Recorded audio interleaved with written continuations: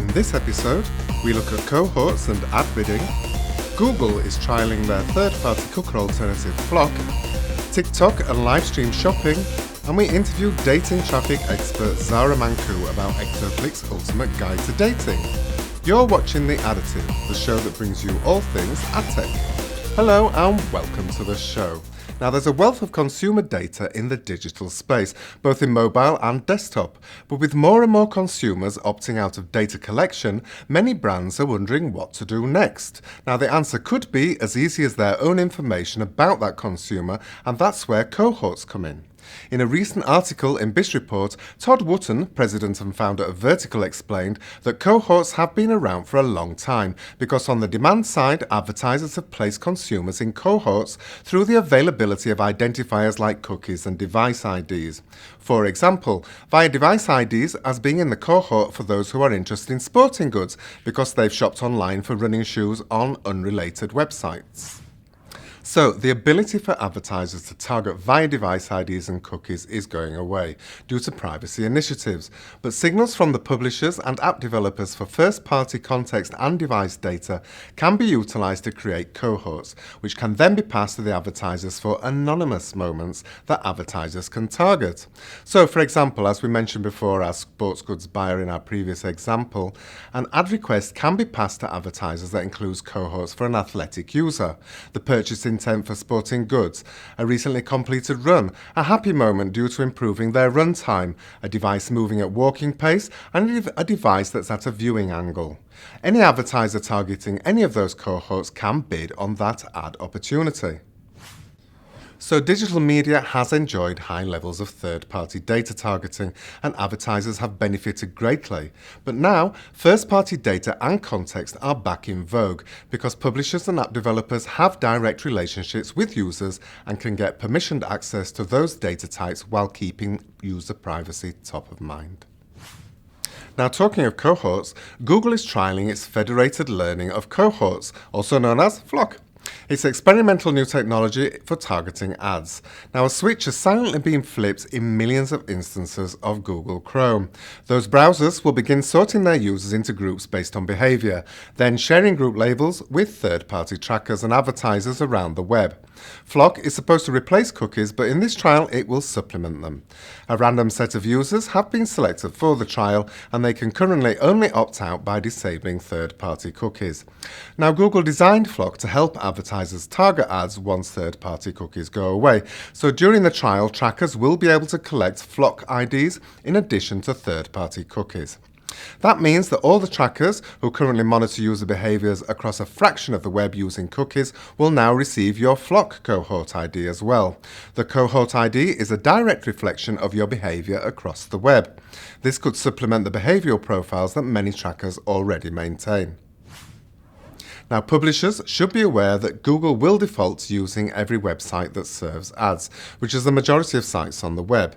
Sites can opt out of being included in FLoC calculations by sending an HTTP header, but some hosting providers don't give their customers direct control of the headers, so many site owners may not be aware of the trial at all.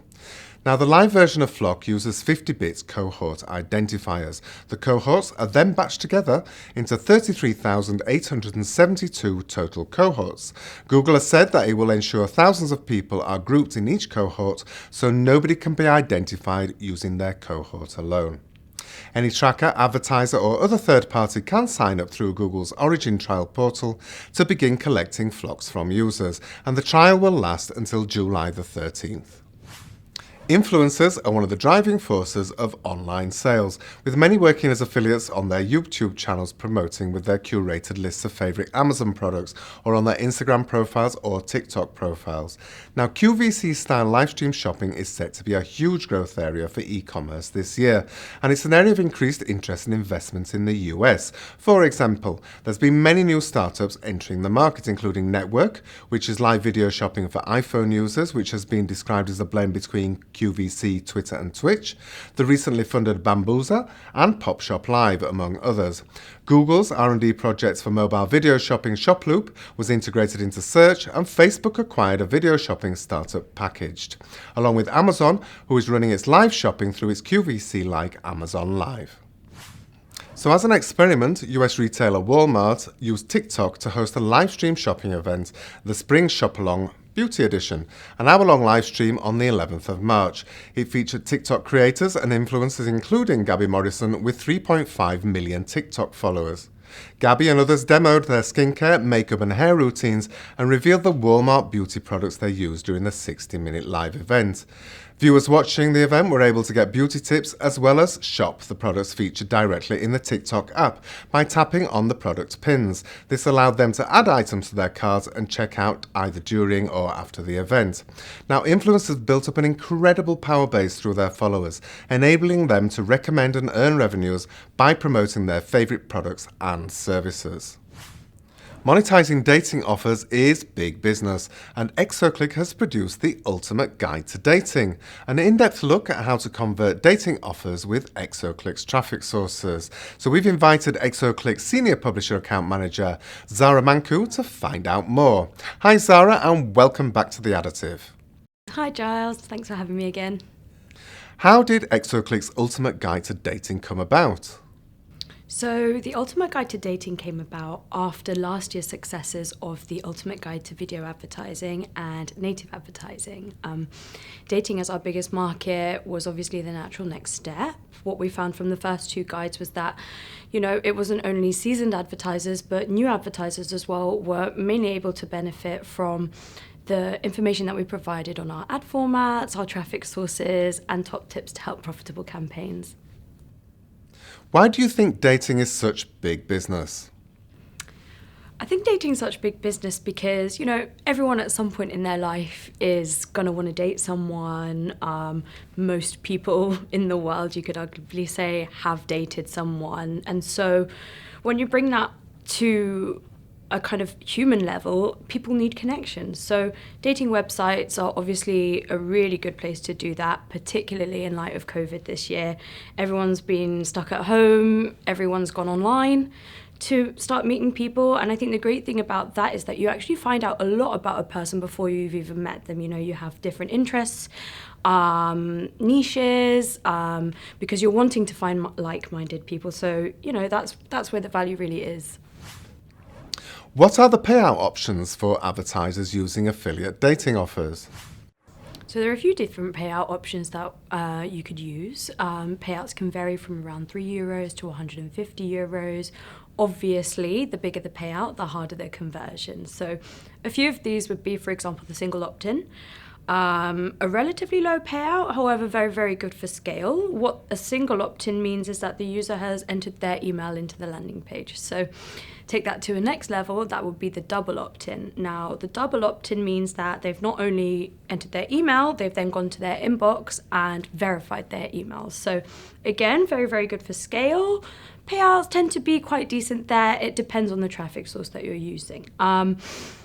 The next two, RevShare and a PPS, are kind of more long-term solutions. So RevShare would be that the user that you have been targeting has then created a membership and sometimes even a profile, and you would take a percentage of the cut of whatever the user is spending on that site. The same with the pay-per-sale, except this is a fixed price. Tell us about Exoclick's traffic sources for dating. So email clicks are king because you're reaching opted-in, active dating site users. These users, you're reaching them through their inbox in an email format with a call to action button. So once the user clicks on the call to action button, you're taken directly to the advertiser's landing page. Really high value users, and you can also find high value dating users on our members area marketplace, which is a global network of dating sites with different ad formats such as menu tabs with the dating tab, for example, pop-unders, push notifications, and banners. Another way to get more scale, higher traffic volumes, worldwide traffic would be through our premium and RON marketplace, which you can reach different ad formats such as video, full page interstitial, native. You're reaching lots of users with a very good price. Optimization is key for a profitable campaign. Do you have any tips? Yeah, absolutely. When it comes to email clicks, for example, I'd recommend optimizing by sub-ID.